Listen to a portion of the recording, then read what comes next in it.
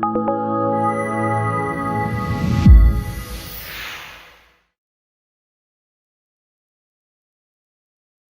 back, guys. In this video I'm going to cover the Videoscope VSP-600 from launch and connecting it to the PAD VII tablet and operate some of the software. In the kit you'll receive a number of different connections regarding the adaptation to USB ports. Depending upon, you can actually use it on any other launch tablets which have the different USB ports. But on the PAD VII, this will actually plug in directly into the USB-A port on the tablet itself, which is located on the side. The camera itself has an 800mm length flexible protected cord with a 5.5mm LED camera.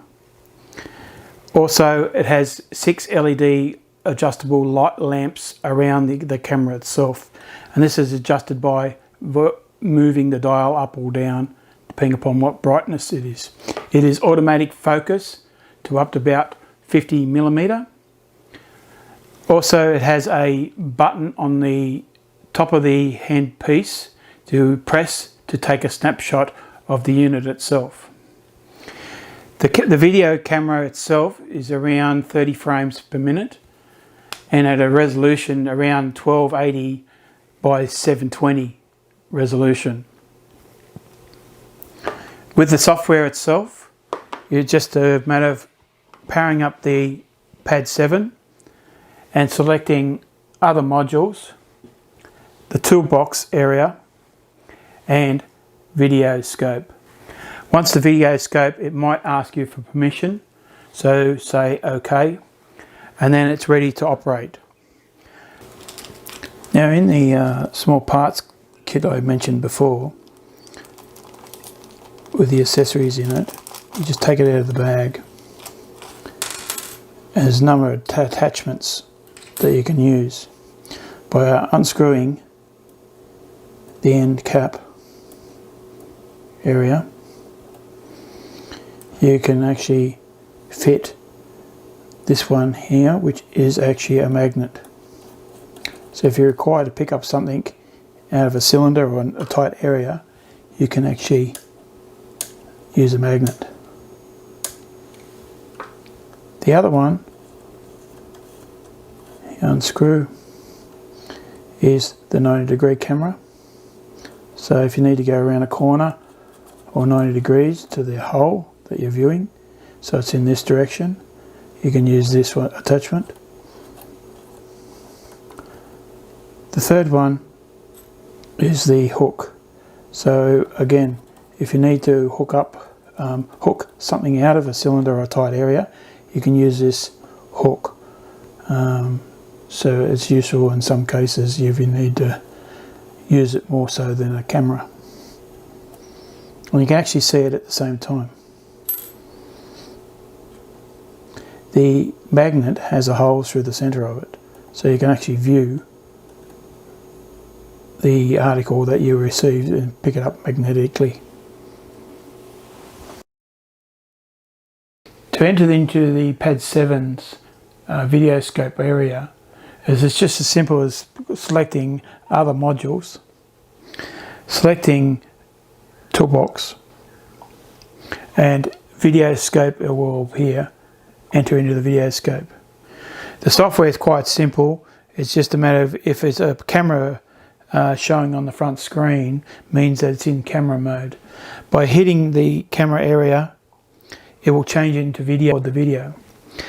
While you're using the Videoscope, if it's in video mode, by pressing the button, it will turn the video on and turn the video off. The same goes with in camera mode. If it's in camera mode, by pressing the button on, it will take a snapshot of that picture at that present time and store it in the gallery area. To view the gallery area, simply go back into the main menu, go back and slide the screen across to your C gallery, enter into gallery, and all your photos and videos will be there and displayed. It's just a matter of selecting that video and touch the center of the screen, and then it'll operate or pause. To share the video, I select share and select how I was going to share the video to somebody else. I opened up a stationary motor and removed the spark plug from this motor and placed the camera down the hole where the spark plug came from. And it indicates the top of the cylinder area where I can actually see the exhaust and inlet valves and the piston. And you noticed in the video that the exhaust and inlet valve were operating, but the piston was not moving when I rotated the crankshaft.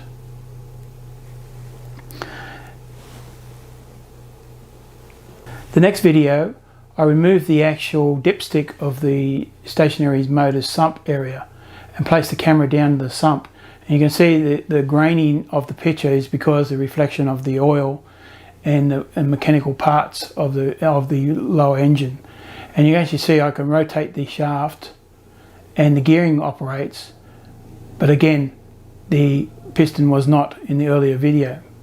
So I can actually see under these conditions if there's physical mechanical damage.